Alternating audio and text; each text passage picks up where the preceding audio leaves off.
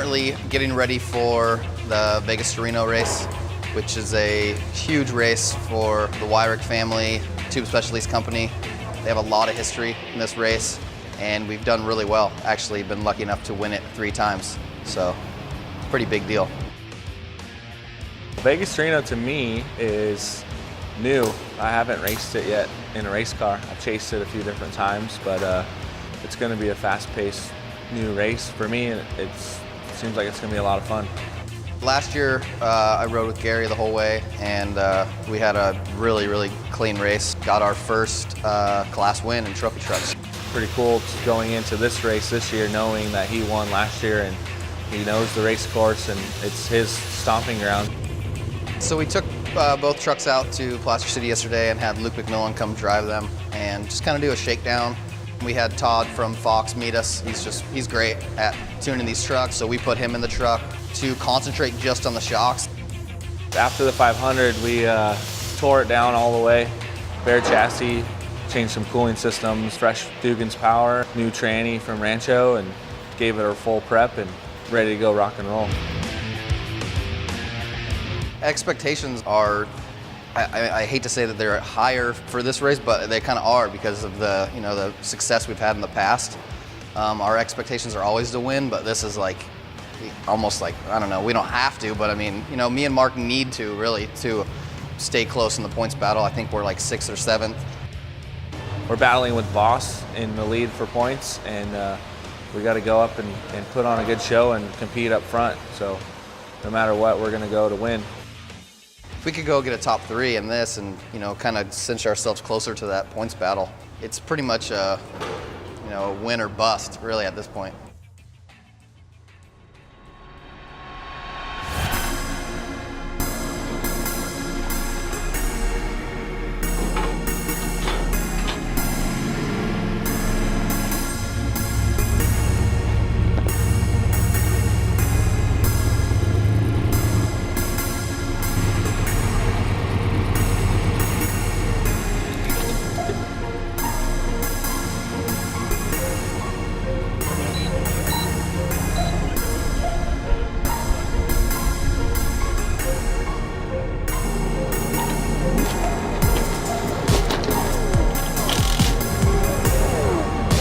Well, we're out here in Apex in the oven.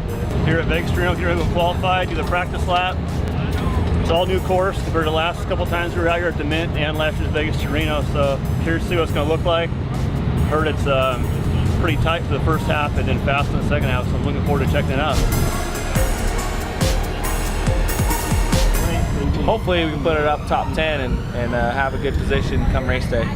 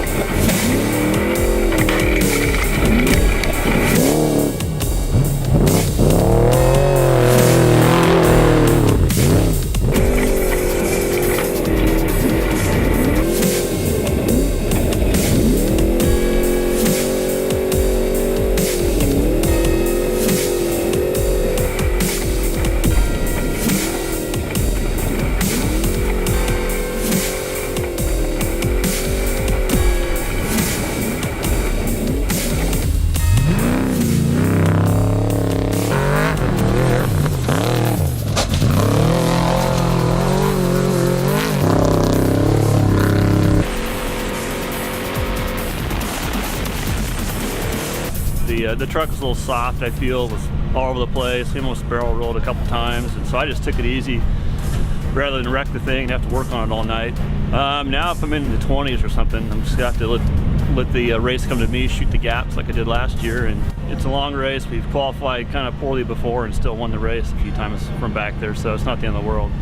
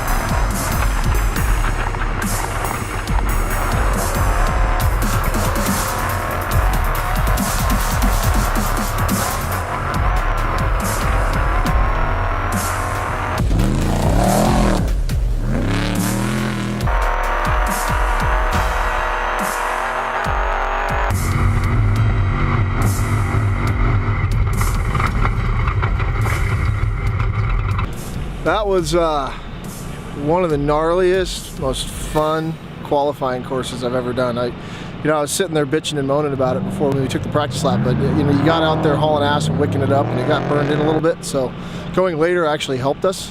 This truck likes a little bit of rut, so Chow was calling out the turns, and we stuffed the nose a few times, but other than that, we did pretty good. I think Patent engine ran so strong. It's just they made so much horsepower though. It's burning my feet in the truck. Hotter than shit though, dude. My left foot is burning. Is it? Yeah. So we got to figure out a solution for that. These guys back at the shop know what the hell they're doing, so we'll figure out what we got to do here.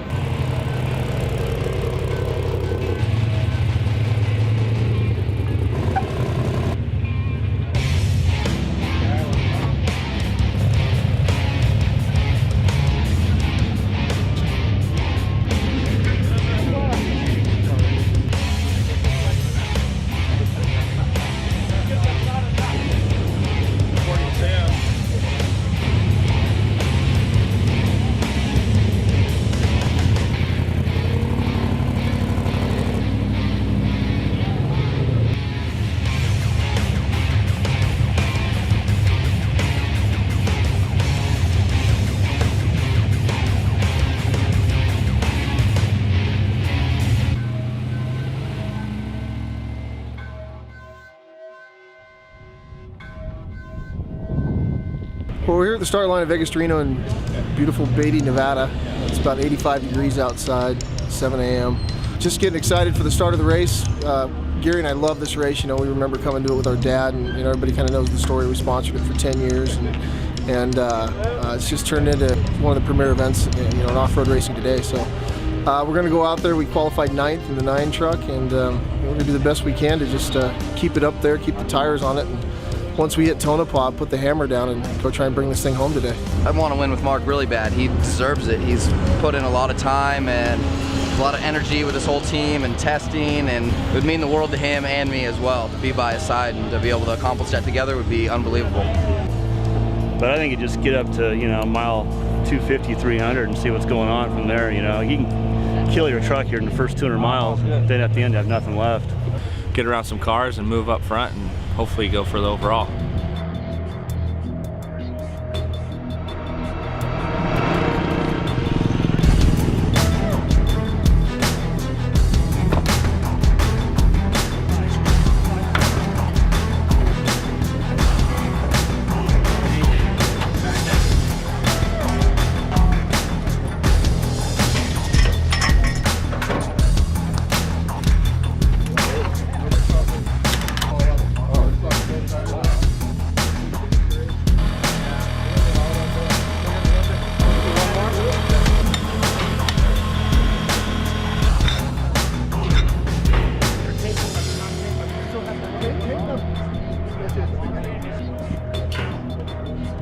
We can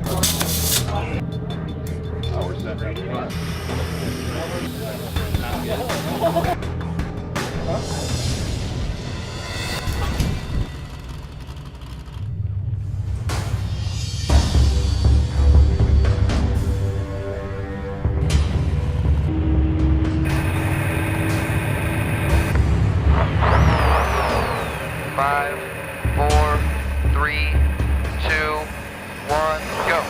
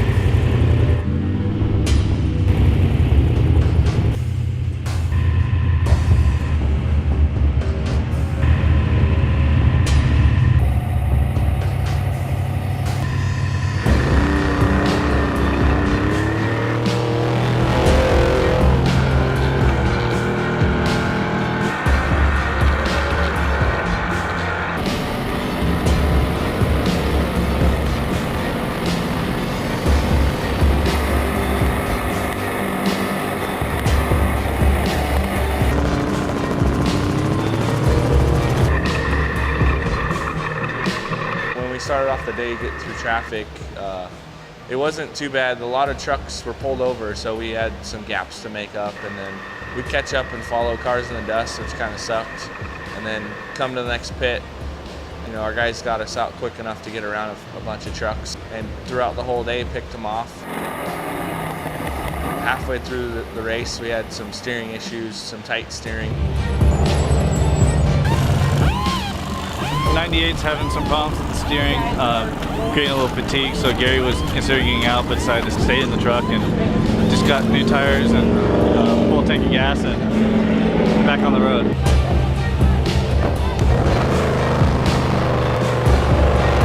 Gary powered through it and we kept going and it loosened up.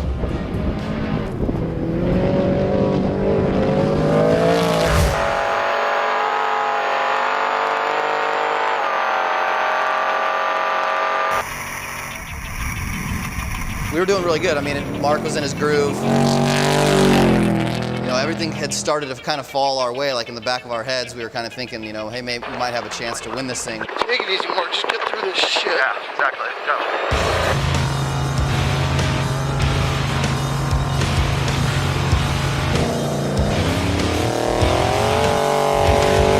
about mile 400, we passed Menzies, who was like physically first.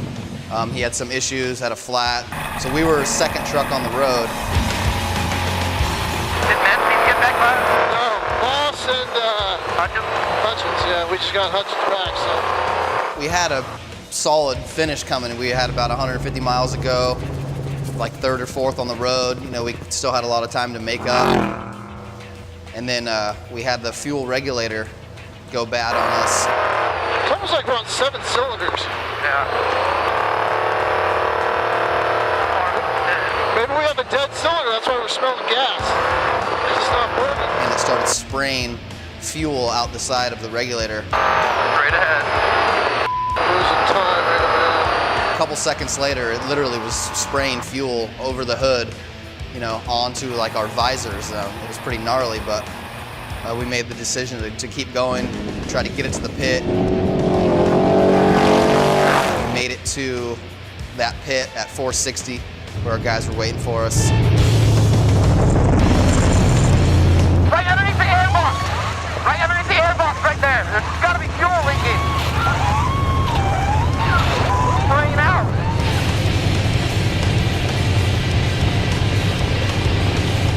Get out. Hey, is that where it's coming from? Yeah, there is no hose. That means the thing's bad. Changed the regulator, had to kind of run around and find one, took a little bit of time. Gary came in, got pitted, went back out. We came through pit 13 and the 9 was pulled over, got split times there, and it's like, hey guys, you gotta go, we're top 5, let's hustle up and kick some ass. So leaving pit 13, we had Olagus and Serapis in front of us, so we were on the gas to get them.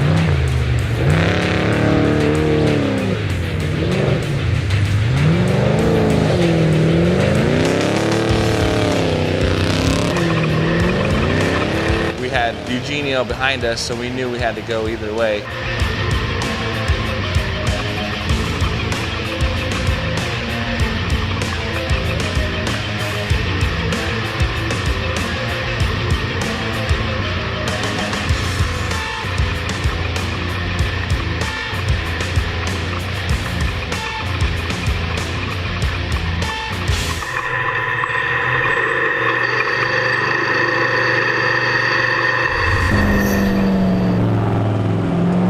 Still weren't doing too bad. I mean, we probably could have got a, you know, top 5 finish maybe, you know, if we would have kept going right there. But as we took off from that pit, we just pretty much had the whole entire electrical system kind of go haywire on us. My fuel pressure's went to 0. Yeah, mine too. I got every alarm in the book on right now, dude. It just kind of started sputtering and stalled, and my side of the dash was reading no oil pressure, no fuel pressure. Map sensor was going haywire. It just all the alarms were going off. This ain't gonna work, dude. Pretty much just everything had totally shut down on my side. It died. Come to find out, in the weeks, you know, later taking the truck apart, there was a broken wire that we don't know how it happened. It could have got pinched somewhere down the line. It could have been broken and just kind of intermittently, you know, causing shit to go haywire. So that was the main issue. We weren't able to make it any farther after that. We couldn't, you know, we put throttle position sensors, it wasn't reading anything. Pretty much just electrically shut down on us, so we weren't able to go any farther.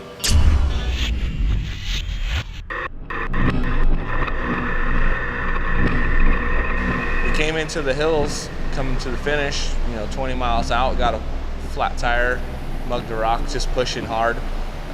Changed that, got going again, and you know, 10 miles coming down the hill into the finish line, we felt the steering go out. You know, felt really light, like torsion bar broke in the servo or something. Tried to limp it in, and then all of a sudden the wheel fell, truck fell down, and the arm had fallen off the front end.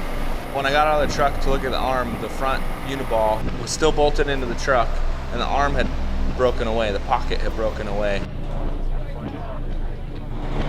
And then I ran back and took the tire strap off and started strapping the truck together to make it at least limpable. And then we went slow. We went like 10 miles an hour to the finish line. For me, it's like, okay, I got to change my thought process, and Gary as well. And we're gonna get this thing back together, and we're gonna get to the finish line and get across. and we're going to salvage the race for everyone on the team and accomplish that.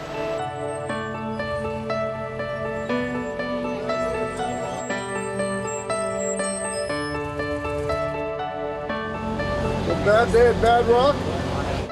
It's not like we were hanging around the back all day and had a bunch of issues. We had a clean run going. We had one flat. We were still in the top 5. So yeah, it's a pretty major letdown.